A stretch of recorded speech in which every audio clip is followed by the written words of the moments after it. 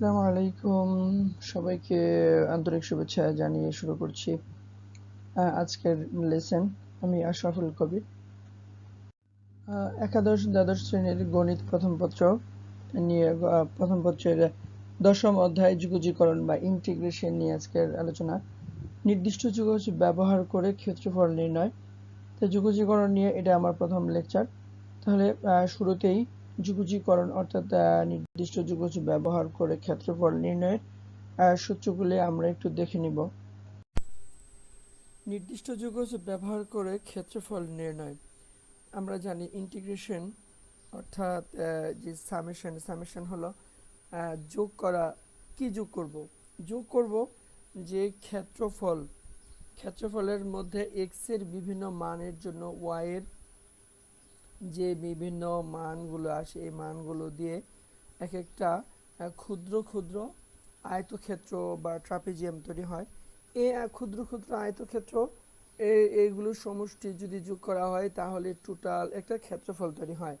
তাহলে আমরা এখন কিছু একটা চিত্রের মাধ্যমে বা কিছু ফাংশন ব্যবহার করে আমরা ক্ষেত্রফলটা যে কীভাবে তৈরি হয় সেটা আমরা দেখব। যে ক্ষেত্রফল তৈরি হতে গেলে বক্ররেখা, সরলরেখা বা একাধিক সরলরেখা বা একাধিক বক্ররেখার সমন্বয়েই একটা আবদ্ধ ক্ষেত্র তৈরি হয়। তাহলে সেই আবদ্ধ ক্ষেত্রটা যদি কোনো জ্যামিতিক চিত্র তৈরি না হয়, জ্যামিতিক চিত্র বলতে বোঝাচ্ছি যে ত্রিভুজ, চতুর্ভুজ, বর্গক্ষেত্র, আয়তক্ষেত্র, ট্রাপিজিয়াম ইত্যাদি যদি না হয়, যে কোনো একটা আকৃতির ক্ষেত্র তৈরি হয়ে থাকে, তাহলে ওই ক্ষেত্রের ক্ষেত্রফল নির্ণয় করার জন্য আসলে আমাদের এই ইন্টিগ্রেশন দরকার। আমরা চিত্রে দেখতে পাচ্ছি যে X equal to A, x equal to B দুটি সরল রেখা অর্থাৎ ওয়াই অক্ষের সমান্তরাল সরলরেখা এবং Y equal to F of X দেখতে পাচ্ছি এবং এক্স ইকুয়াল টু এক্স অক্ষ মানে ওয়াই ইকুয়াল টু 0। তাহলে এই চারটি রেখা দ্বারা একটি আবদ্ধ ক্ষেত্র আমরা দেখতে পাচ্ছি। তাহলে এটাকে যদি আমরা একটু স্লাইড করি তাহলে দেখতে পাচ্ছি যে ক্ষেত্রটা তৈরি হচ্ছে এই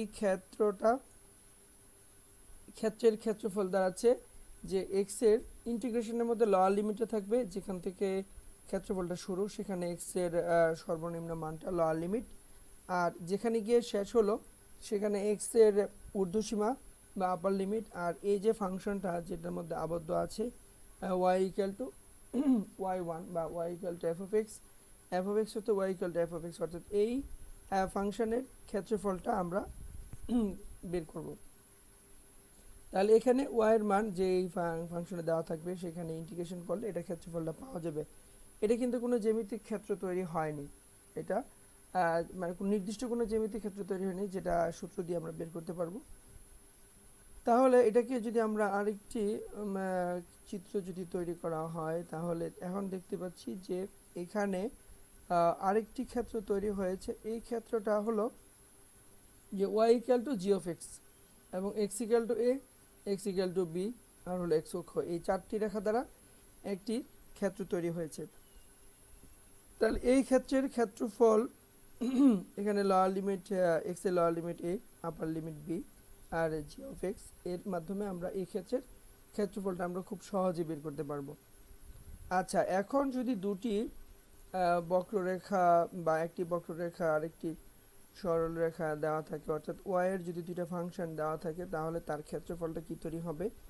এখন আমরা দেখতে পাচ্ছি যে এখানে যে ক্ষেত্রটা তৈরি হয়েছে এই ক্ষেত্রটা হলো যে Y equal to F of X বক্ররেখা এবং Y equal to G of x, অর্থাৎ ওয়াই এর দুটি ফাংশন যদি দেওয়া থাকে এখানে তাদের দ্বারা যে আবদ্ধ ক্ষেত্রটা তৈরি হয় এই ক্ষেত্রের ক্ষেত্রফল আমরা বের করব। এর সাথে এখানে দেখতে পাচ্ছি যে X equal to A, x equal to B আরও দুটি সরলরেখা আছে। তাহলে এই চারটি রেখা দিয়ে আবদ্ধ যে ক্ষেত্রফলটা হলো সেই ক্ষেত্রের ক্ষেত্রফলের জন্য লোয়ার লিমিট হবে X equal to A, upper limit হবে এক্স ইকুয়াল টু বি এবং এই ক্ষেত্রফলটা দাঁড়াচ্ছে যে integration A to B F of X minus G of x, অর্থাৎ যেই বড় যেই ক্ষেত্রফল যার ক্ষেত্রফলটা বেশি তার ক্ষেত্রফল থেকে ছোট ক্ষেত্রফলটা বাদ দিতে হবে। তাহলে এই দুইটার পার্থক্য দিয়ে আমাদের যে আচ্ছাদিত ক্ষেত্রফলটা তৈরি হলো তার ক্ষেত্রফলই হবে, অর্থাৎ integration A to B Y one অর্থাৎ F of X minus Y two G of X dx. তাহলে এই সূত্রগুলোর মাধ্যমে আমরা পরবর্তীতে যে বইয়ের গাণিতিক সমস্যাগুলো আছে এই সমস্যাগুলোর সমাধান করব। নির্দিষ্ট যোগজ ব্যবহার করে ক্ষেত্রফল নির্ণয়, অর্থাৎ এখানে ক্ষেত্রফল নির্ণয়ের জন্য ক্ষেত্রফল তৈরি করতে হবে আগে। তাহলে ক্ষেত্রফল যেভাবে তৈরি হয়, যে ক্ষেত্র তৈরি হয় আগে, তাহলে ক্ষেত্রটা হলো যে y equal to F of X, সেটা সরলরেখা হতে পারে, বক্ররেখা হতে পারে।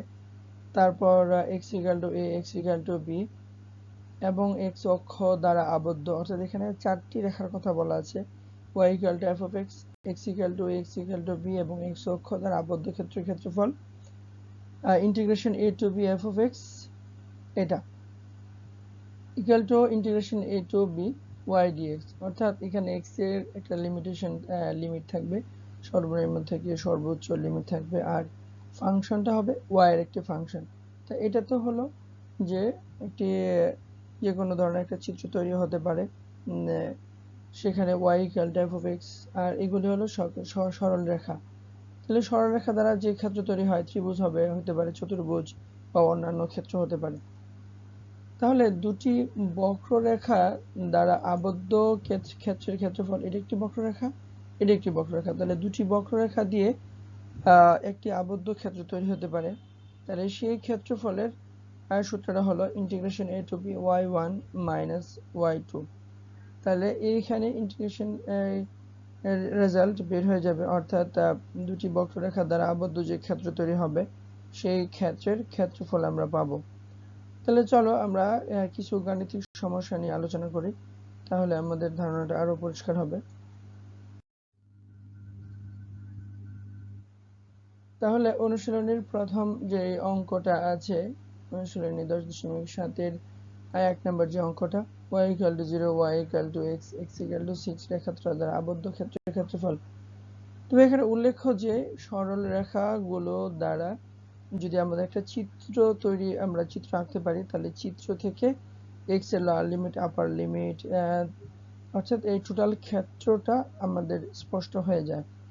তাহলে এখানে দেখা যাচ্ছে y ইকুয়াল টু 0 মানে x অক্ষের সরলরেখা, তারপর x ইকুয়াল টু 6 মানে y অক্ষের সমান্তরাল সরলরেখা, আর y ইকুয়াল টু x অর্থাৎ মূলবিন্দুগামী একটি রেখা। তাহলে তিনটি রেখা দ্বারা যে ক্ষেত্রটি তৈরি হচ্ছে, এটা একটা ত্রিভুজ তৈরি হচ্ছে। তাহলে ত্রিভুজের শীর্ষবিন্দুগুলোর স্থানাঙ্কগুলো আমাদেরকে বের করে নিতে হবে, কারণ x এর যে লিমিটের জন্য আমাদের এটা প্রয়োজন আছে। তাহলে এই y equal to 0, y equal two x এবং x ইকুয়াল টু 6 এর রেখাত্রয় দ্বারা আবদ্ধ ক্ষেত্র ABC ত্রিভুজ। তাহলে এই ত্রিভুজের a বিন্দুর স্থানাঙ্ক 6 6, b বিন্দুর স্থানাঙ্ক 6 0, ABC এর ক্ষেত্রফল আমরা নির্ণয় করব। অর্থাৎ a বিন্দুর স্থানাঙ্কটা বের করার জন্য x ইকুয়াল টু 6 এবং y ইকুয়াল টু x, এই দুটি সরলরেখার ছেদবিন্দু, অর্থাৎ এই দুটি সরলরেখাকে সমাধান করলেই আমরা a বিন্দুর স্থানাঙ্ক পাচ্ছি।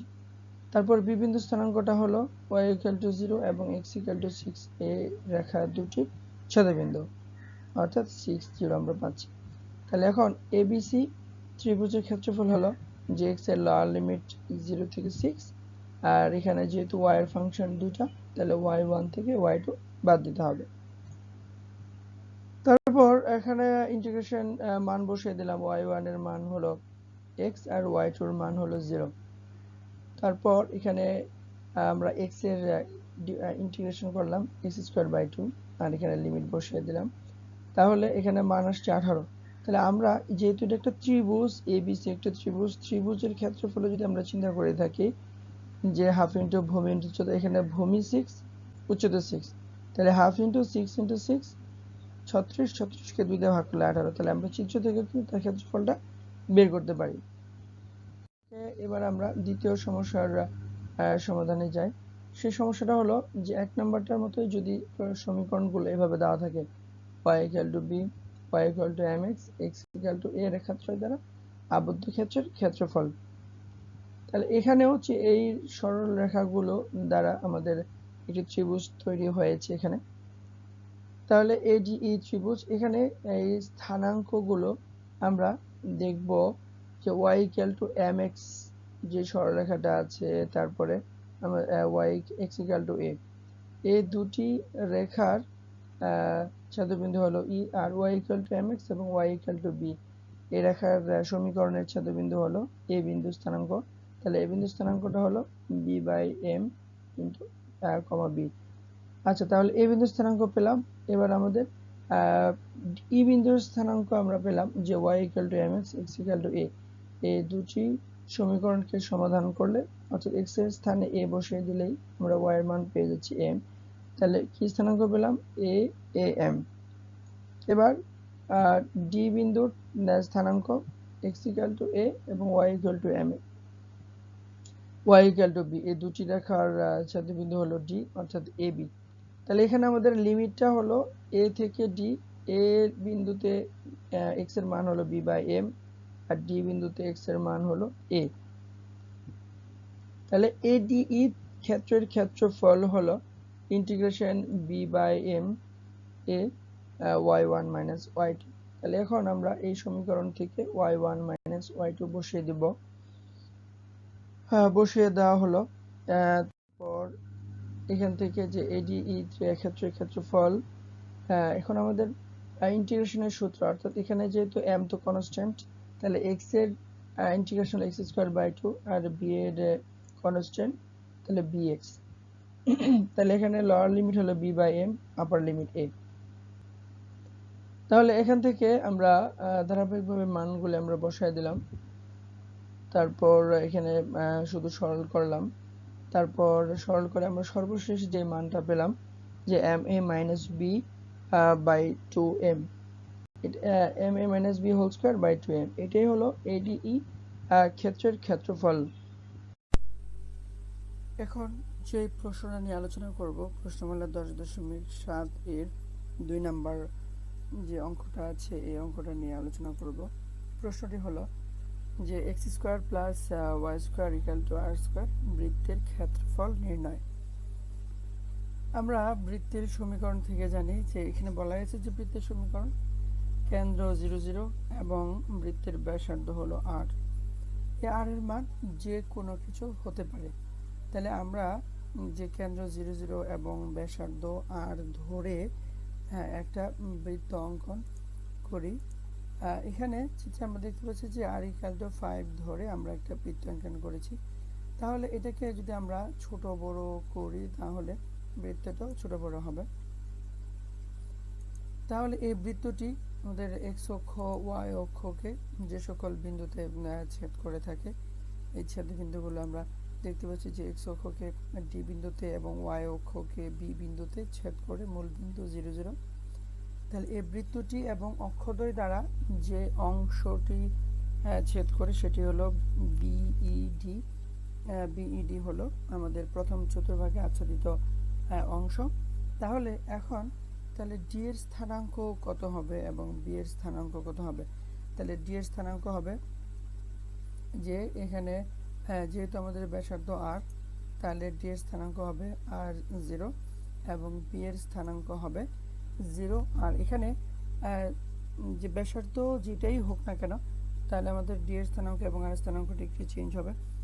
অর্থাৎ আর এর মান যদি এখানে আর হয় তাহলে 5 হয় তাহলে 5 হবে, বা যদি 3 হয় তাহলে 3 হবে। অর্থাৎ প্রথম অংশের ক্ষেত্রফল যদি আমরা বের করে 4 দিয়ে গুণ করি তাহলে পুরো অংশের ক্ষেত্রফল আমরা পেয়ে যাব। তাহলে আমরা এখানে লিমিটটা কত হবে?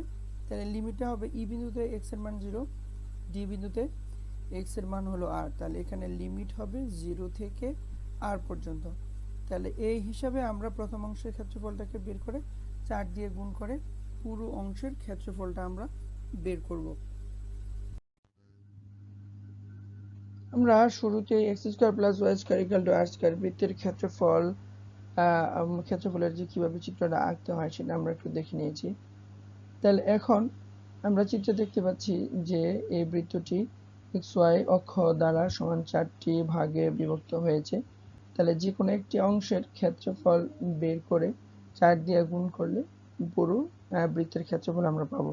তো বৃত্তের ক্ষেত্রফলের সূত্রটা আমরা আগে থেকে মুখস্থ করে আসছি যে পাই আর স্কয়ার। তো পাই আর স্কয়ার মুখস্থ করে সরাসরি সূত্র লিখে দিলেই তো হবে।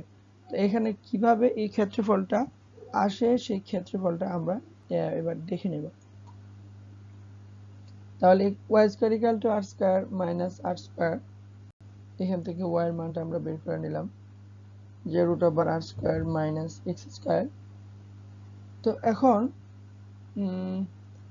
যে বিইডি অংশের ক্ষেত্রফল সূত্রটা হলো যে এক্স এর লিমিট হবে 0 থেকে আর ওয়াই ডিএক্স, আর ওয়াই এর স্থানে ওয়াই এর মানটা বসিয়ে দিলাম। এখন দেখতে পাচ্ছি যে এটা root over a R square minus x square আসছে। এই ধরনের আমরা যে ইনডিফিনিট ইন্টিগ্রেশনে আমরা এটা কিভাবে অঙ্ক করতে হয় সেটা আমরা দেখে আসছি। তাহলে X equal to R sine theta আমরা ধরে নেব, আর সাইন থিটা অথবা আর কস থিটা আমরা ধরে নিতে পারি। তাহলে এখন উভয় পক্ষে এক্স এর সাপেক্ষে অন্তরীকরণ করলে আমরা এটা পাচ্ছি, তারপর dx equal to R cos theta into d theta. এবার সীমা পরিবর্তন করতে হবে, অর্থাৎ চলক পরিবর্তনের সাথে সাথে সীমা পরিবর্তন করতে হবে। তাহলে এই সীমা পরিবর্তনটা হলো যে এখানে যেরকম x এর লিমিট ছিল এখানেও থিটার লিমিট হবে।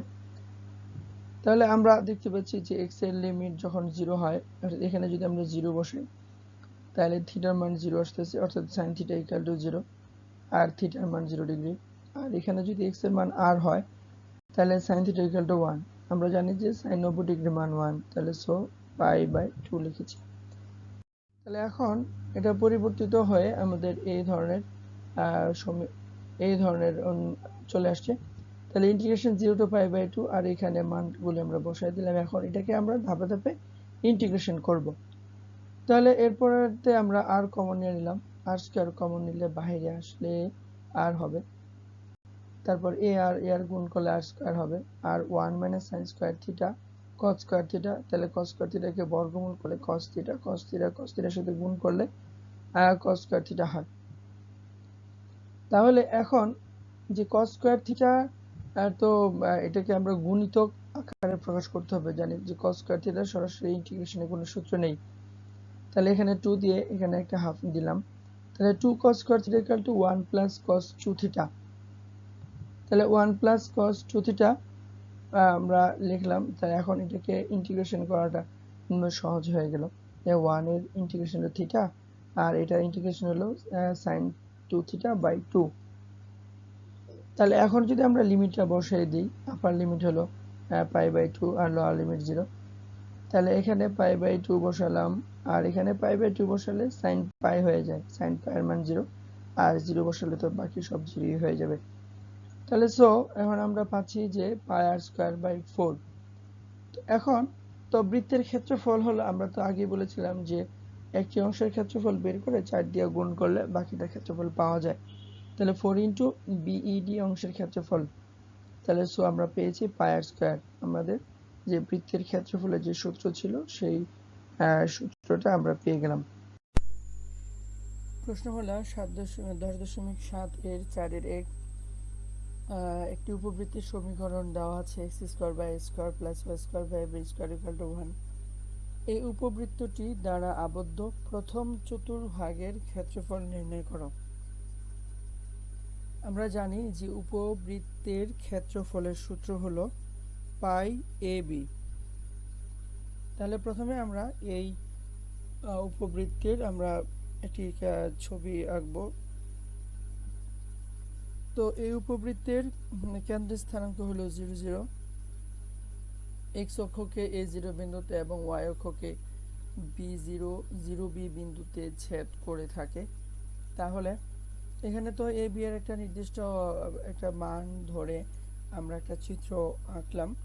তাহলে এই চিত্রে আমরা দেখতে পাচ্ছি যে a = 5, b = 2.8 ধরে আমরা চিত্রটা এঁকেছি। যদি এই b কে যদি আমরা এর মান অর্থাৎ সমান করে দিই তাহলে একটি বৃত্তের সমীকরণ তৈরি হচ্ছে। অর্থাৎ উপবৃত্তের a এবং b এর মান যদি সমান হয়ে যায় তাহলে এই চিত্রটা একটি বৃত্ত হয়ে যাবে। তখন কেন্দ্রের স্থানাঙ্ক 0 এবং ব্যাসার্ধ ab দুটো সমান হয়ে যাবে। তাহলে এখন এই চিত্রটাকে আবার আগের মতো আমরা করে দিই, তাহলে যে কোনো আকৃতি আমরা এটাকে বানাতে পারি। তাহলে এখন দেখব আমরা এই চিত্রটি x অক্ষ এবং y অক্ষকে কোন কোন বিন্দুতে ছেদ করে তাহলে আমরা সেই ছেদ বিন্দুগুলো আমরা বের করব। মূলবিন্দু 0 0, তো b বিন্দু স্থানাঙ্ক a0, যেহেতু এক্স অক্ষ এবং বৃত্তের সমীকরণ এক্স অক্ষের মধ্যে ওয়াই এর মান 0, তাহলে এই সমীকরণে যদি আমরা ওয়াই এর মান 0 বসিয়ে দিই তাহলে X equal to A square আসতেছে, অর্থাৎ এক্স ইকুয়াল টু এ। যেহেতু প্রথম চতুর্ভাগের কথা বলা আছে, তাহলে শুধু আমরা ধনাত্মক মানটা নিয়েছি, তাহলে এর স্থানাঙ্কটা হবে -a0। তাহলে ডি বিন্দু স্থানাঙ্ক হলো 0 - বি।